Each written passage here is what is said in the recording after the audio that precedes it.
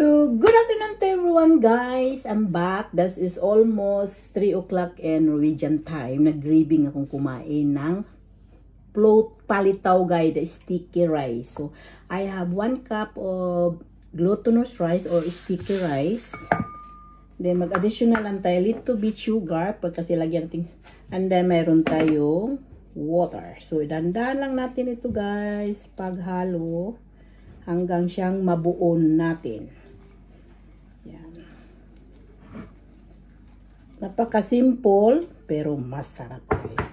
Gumamit akong, tingnan natin yung 1 cup na sticky flour or sticky rice, and then gumamit 1 cup, and then gumamit akong lukewarm na water na 1/2 cup. So, tikalok lang natin kung ano, yan, parang okay na siya guys, yung ano natin. Yan. Tatamtaman lang siya, lagyan natin kaunti, not much lang. Lukewarm ito na water ang ginamit ko. So, ito na siya guys, nabuo na. Halo lang natin lahat. Ganyan lang. Yan. Talagang 1 cup and then 1/2 ang water. Yan.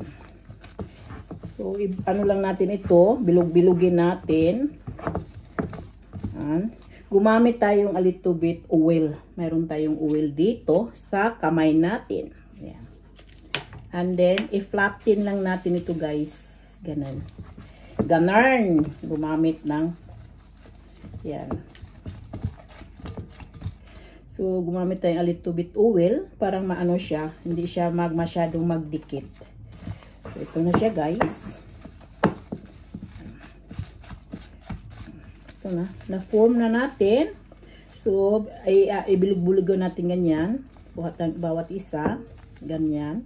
I-divide lang natin. Tayo lamang kumakain. So, hindi kailangan na i-form na talagang form guys. Makagawa lang tayong 6 or 8. Okay na yan. That is for graving palitaw. So, I have ito na guys. Ito lang pang graving na ito ha. Hindi pang negosyo. Pang dessert lang natin. Ito lang. Bilugi lang natin pa ganyan lang. So, nag-flat na siya guys. O, diba? And then, ganun din yan. Hindi siya kapareho kalaki. Pero, okay na rin yan guys. Kiribil. Ang kailangan lang natin, makakain tayo ng palitaw. Yan. And this is it. And ito na siya din. Gawin natin ganyan. So, ito na siyang resulta, guys. And then, nagpakulo tayong tubig. And see you later. Guys, ang next step natin, yung 1 cup natin nagagawa tayong 9 na piraso. So, that is my palitaw. That is glutinous rice. Sticky rice, guys. And then, ang gawin lang natin, kumukulo na yung tubig. Ano natin? Dito, guys. Yan. Ito naman din. Ganyan lang siya guys.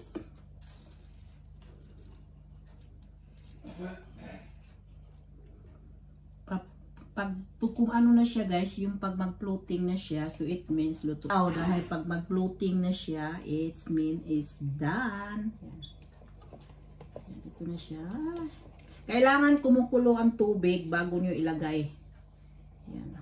Hindi siya ang form niya, hindi siya kapareho, at least mayroon tayong palitaw. Nag-graving lang kung palitaw guys. Yan.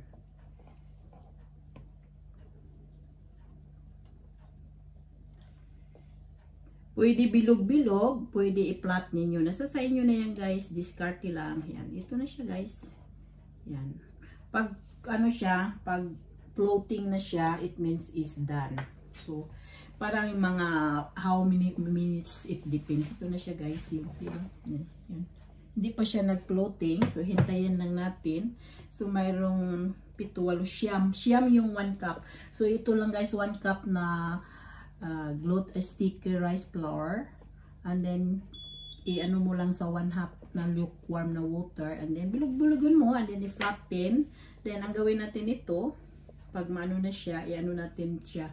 I-spread natin na siya ng coconut. Wala naman akong fresh na coconut. Pwede kayo gumamit ng yung dry coconut flakes. Ganyan lang guys. Kasi nag-craving akong palitaw, so kakain tayong palitaw. Diba? Napakasimple lang siya guys. Yan. Kailangan siya mag-ano siya floating. Pwede naman siguro gagamit tayo ng ano guys. Tingnan natin, gagamit tayo ng cheddar cheese. Kung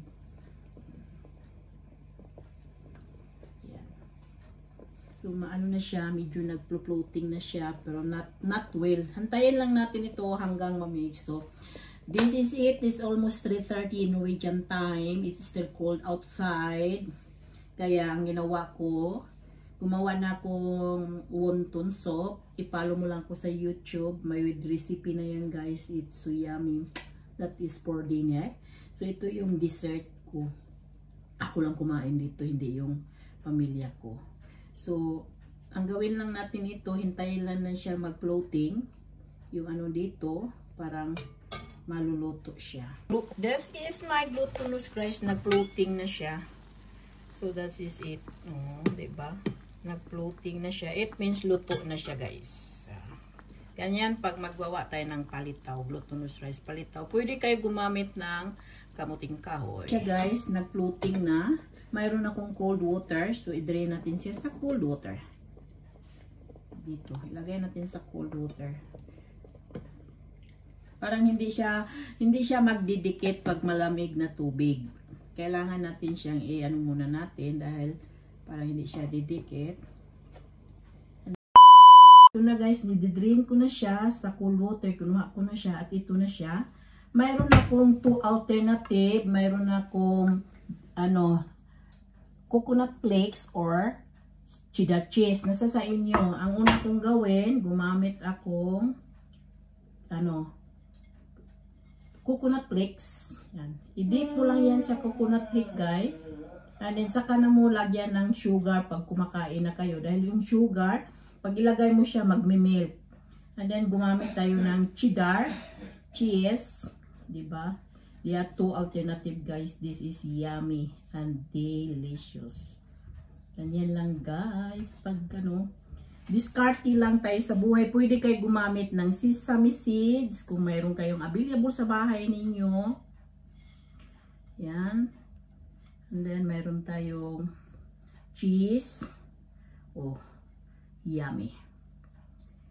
Pag saka kayo ng kumakain, saka niyo lagyan ng sugar. Dahil magmi-milk yung sugar guys. Yan. Marami siyang cheese. Na siya guys. Nilagay ko na siya sa coconut flakes. Kung mayroon, kasi dito mahirap mag ng coconut na fresh na press. Ang ginawa ko, mayroon tayong coconut flakes, yun lang. And then mayroon tayong cheddar cheese na available dito. Yun lang ang gawin natin. So ito na siya guys. O diba? Yummy. And then let's eat. Lagyan natin siyang sugar. Yung cheese muna natin. Glutinous palitaw guys. Palitaw guys or sticky rice. Yes. Nag-melt na yung cheese.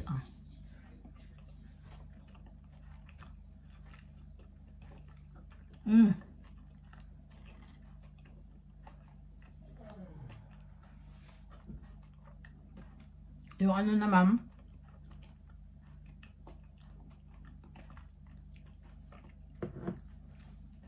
with coconut flakes.